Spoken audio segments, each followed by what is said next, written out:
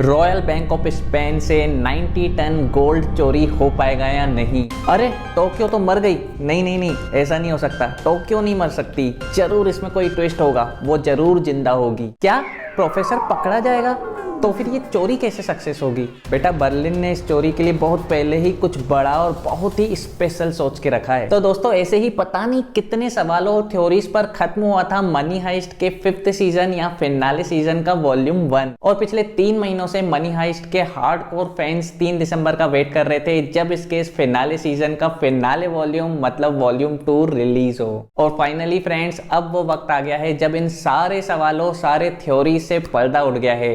तो चलिए बात करते हैं मनी हाइस्ट के फिनाले सीजन के वॉल्यूम 2 की। तो फ्रेंड्स जैसा कि नेटफ्लिक्स ने पहले ही अनाउंस किया था कि ये मनी हाइस्ट का जो 5th सीजन होगा मतलब जो फिनाले सीजन होगा ये 2 पार्ट में रिलीज होगा, वॉल्यूम 1 और वॉल्यूम 2, और दोनों ही वॉल्यूम्स में 5-5 एपिसोड रहेंगे। तो जब इसका वॉल्यूम 1 एंड हुआ था टोक्यो की डेथ पर, तो ये बात ऑब्वियस थी कि हमको पता था कि अब क्योंकि लास्ट 5 एपिसोड ही बचे थे तो सबको ये लगा था कि अब जो ये लास्ट 5 है बहुत ही ज्यादा फास्ट और बहुत ही ज्यादा थ्रिलिंग होंगे। क्योंकि फ्रेंड्स जहां पर वो वॉल्यूम 1 की कहानी खत्म हुई थी वहां से कहानी को बहुत अच्छा एंड देने के लिए स्टोरी को फास्ट और इंटरेस्टिंग करना बहुत जरूरी था। लेकिन फ्रेंड्स फिनाले वॉल्यूम का ये पहला ही एपिसोड हमारा भ्रम तोड़ देता है और इस पहले ही एपिसोड में हमको लगता है कि कहानी जैसी टोक्यो की डेथ के बाद रुकी गई है, काफी स्लो और काफी बोरिंग ये 6th एपिसोड हमको लगता है। लेकिन फिर भी फ्रेंड्स एक बहुत ही अच्छे एंड की तलाश में हम जैसे तैसे ये 6th एपिसोड खत्म करते हैं और फिर उम्मीद करते हैं कि 7th एपिसोड से कहानी बदलेगी। लेकिन 7th एपिसोड के आधे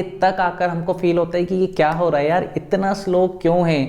और मैं रियली फ्रेंड्स आपको बता रहा हूँ कि वहां पर उस मोमेंट पर मुझे ऐसी फीलिंग आ रही थी कि कहीं मनी हाइस्ट का हाल भी गेम ऑफ थ्रोन जैसा ना हो, इसका लास्ट सीजन इनके पहले की पूरी सीजन की मेहनत कहीं बर्बाद न कर दे। लेकिन फ्रेंड्स तभी 7th एपिसोड के आखिरी 10 मिनटों में आता है एक बेहद ही इंटरेस्टिंग ट्विस्ट, जिसके बाद कहानी पकड़ती है एक बहुत ही अच्छी स्पीड जो जाकर सीधे एंड पर ही खत्म होती है। तो फ्रेंड्स यहाँ पर मैं आपको कहानी के बारे में ज्यादा कुछ तो नहीं बता सकता, क्योंकि अगर मैं ज्यादा कुछ बताऊंगा तो हो सकता है मेरे मुंह से कुछ स्पॉइलर निकल जाए। इसलिए तो इस पूरी कहानी को जानने के लिए कि क्या ये चोरी सक्सेस होती है और किस तरह से सक्सेस की जाती है, आपको देखना होगा मनी हाइस्ट का ये सीजन फिनाले का वॉल्यूम 2। तो फ्रेंड्स अगर मैं बात करूं इस फिनाले सीजन के फिनाले वॉल्यूम की, तो इसका सबसे बड़ा पॉजिटिव पॉइंट यही है कि मनी हाइस्ट जिस चीज के लिए फेमस है, एक बहुत ही प्लान की हुई चोरी के लिए, वही एग्जैक्टली प्लानिंग आप फील कर पाएंगे इस फिनाले वॉल्यूम में भी। और बात करूं अगर स्पेशली इसके लास्ट 3 एपिसोड की, तो उनमें बहुत ही बढ़िया बहुत सारे ट्विस्ट एंड टर्न दिखाए गए हैं, बहुत ही बढ़िया प्लानिंग दिखाई गई है। ऐसी प्लानिंग है जिसमें कई बार आपको लगेगा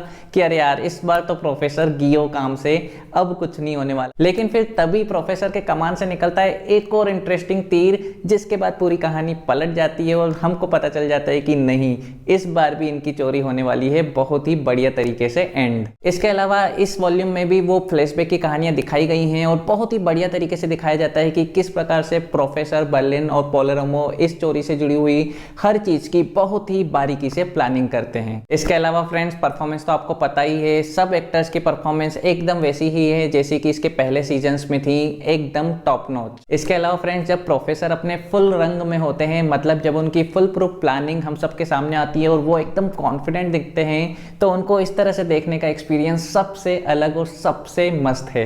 सबसे अच्छा पॉइंट फ्रेंड्स जो मुझे इस फिनाले वॉल्यूम में लगा वो ये कि क्योंकि इतना ज्यादा पॉपुलर शो है ये, तो इसका जो ये एंडिंग है वो भी एकदम ग्रांड तरीके से किया गया है। और फ्रेंड्स अगर मैं बात करूं अपनी खुद की, तो मुझे इसके एंड में कोई भी ऐसी कसक या ऐसी फीलिंग नहीं आई कि मैं बोलूं अरे यार इतने अच्छे सीजन या इतने अच्छे सीरीज का एंडिंग ऐसा क्यों किया, कुछ और कर सकते थे। नहीं, मैं तो एटलीस्ट इसकी एंडिंग से पूरी तरह से सेटिस्फाइड हूं। बात करूं अगर नेगेटिव पॉइंट्स के, तो मुझे जो इस वॉल्यूम का सबसे बड़ा नेगेटिव पॉइंट्स यही लगा कि इसके जो स्टार्टिंग के 2 एपिसोड है 6th और 7th, वो काफी स्लो और काफी बोर लगे हैं और उस समय ऐसा लगता है कि जैसे इसकी कहानी वहीं की वहीं रुकी हुई है। उसके बाद के 3 एपिसोड हालांकि काफी फास्ट और काफी थ्रिलिंग थे, लेकिन उनमें भी कई बार बीच में ऐसा लगता है कि कहानी जैसी अटक ही गई हो। फिर ऐसा कुछ होता है कि जिससे कहानी पेस पकड़ती है, लेकिन कई बार कई चीजों पर कहानी अटकी हुई सी हमें लगती है। इसके अलावा फ्रेंड्स ये फाइनल वॉल्यूम की जो कहानी है ये रॉयल बैंक ऑफ स्पेन के अंदर बहुत ही कम दिखाई गई है। मतलब आपको एक भी ऐसा सीन नहीं दिखेगा जहां पर इनका और पुलिस का या आर्मी का कुछ काउंटर हो रहा हो या कुछ प्लानिंग दिख रही हो या कुछ एक्शन हो।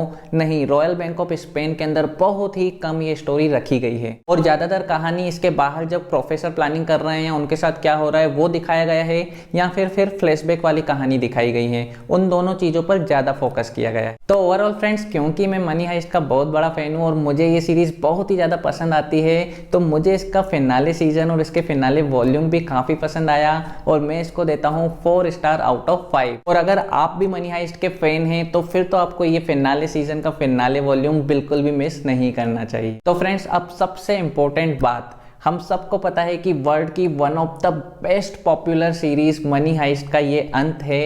नेटफ्लिक्स ने ऑफिशियली अनाउंस कर दिया है कि अब आगे मनी हाइस्ट नहीं बनाई जाएगी। तो ऑब्वियस सी बात है कि हम जैसे मनी हाइस्ट के फैंस के लिए एक बहुत ही मायूस करने वाली बात है। लेकिन फ्रेंड्स, जैसा कि कहा जाता है कि हर अंत एक नई शुरुआत लेकर आता है और यहाँ पर भी नेटफ्लिक्स ने अपने फैंस को एक गिफ्ट दिया है ये अनाउंस करके कि जल्द ही वो एक नई वेब सीरीज लाने वाले हैं, द बर्लिन स्टोरी। जी हाँ फ्रेंड्स, ये वेब सीरीज मनी हाइस्ट का प्रीक्वल होगा और इसमें हमें बर्लिन की स्टार्टिंग से स्टोरी बताई जाएगी। तो फ्रेंड्स, जैसा कि हम सभी को पता है कि बर्लिन का कैरेक्टर कितना ज्यादा दिलचस्प है, कितना ज्यादा इंटरेस्टिंग है और हमें यह भी पता है कि उसने ऑलमोस्ट 27 चोरियां की थी। तो अब जबकि उनके ऊपर ये शो बनने वाला है तो ऑब्वियसली बात है कि इन सभी चोरियों को बहुत ही ज्यादा इंटरेस्टिंग और थ्रिलिंग तरीके से हमको दिखाया जाएगा और मैं उम्मीद करता हूं कि मनी हाइस्ट की तरह ही ये वेब सीरीज भी बहुत ही ज्यादा पॉपुलर होगी और हम सबको काफी पसंद आएगी। तो ओके फ्रेंड्स, इसी उम्मीद के साथ खत्म करते हैं हम आज का हमारा ये वीडियो। अगर ये वीडियो आपको पसंद आया तो इसे लाइक जरूर कर लीजिए और आपको मनी हाइस्ट का ये फिनाले सीजन कैसा लगा मुझे कमेंट करके जरूर बताइए। जल्द मुलाकात होगी आपसे किसी नई वीडियो में, तब तक के लिए बाय बाय, टेक केयर।